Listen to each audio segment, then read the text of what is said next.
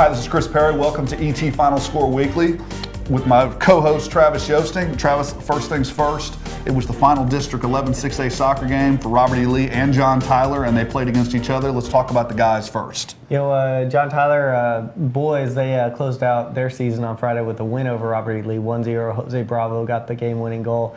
It was a good way for the team to end the season on a high note, even though they won't be going to the playoffs. Lee boys will be going to the playoffs as well as the Lee girls. Of course, the Lee girls had a big win, 9-0 over the John Tyler girls on Friday night.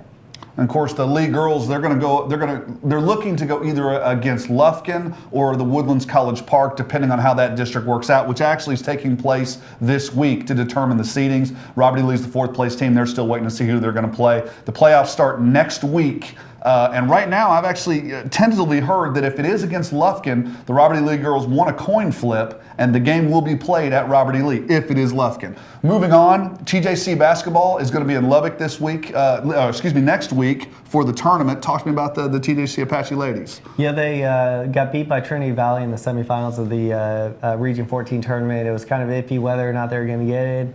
And then, the very last at-large bid of the 8 at-large bids, they were able to get in, and the team was real excited about that. They had to call them back from spring break, like, hey, we still got a season to prepare for. So they'll be going down there with Trinity Valley, of course, they're always there, and San Jacinto, they're also going to be there from Region 14. So they're going to see some familiar teams down there, but they're ready to go make their mark. Maybe get another crack at Trinity Valley, maybe a third game against them if TJC wins a couple games and Trinity Valley wins a game. So it'll be exciting to see. Sports editor Phil Hicks will be over in Lubbock covering all the action for us. It'll be interesting to see how they can fare. Speaking of another crack, both the Robert E. Lee baseball team and the John Tyler baseball team lost their District 11 6-8 openers on Tuesday. Lee lost 7-1 to Rockwall Heath. John Tyler lost 10-0 to Rockwall. What I mean another crack is they're going to play the same team again on Friday. It's the District 11 6A baseball new rule that 11 6A has instituted this year. Travis, talk to me a little bit about that. Yeah, I think all coaches and even fans are going to like this format. It's more like a series feel, kind of like pro or college ball, where you get to know the team a little bit better. You have to prepare your pitchers a little bit better, especially with the new pitch count rules. You can't just save your best pitcher for your best team, because you're going to play this team 2 times in a row. You have to throw different pitchers out of them.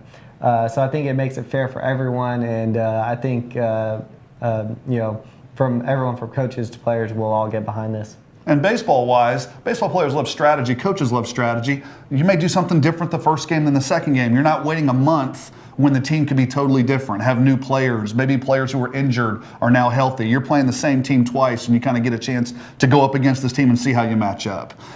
Friday is when the second half of these games are going to be taking place. Robert E. Lee is going to be hosting Rockwall Heath at Mike Carter Field at 7 o'clock. John Tyler is going to be going on the road against Rockwall at Rockwall at 7 o'clock. Well, that'll do it for this week. For Travis and myself, we'll see you next week on ET Final Score Weekly.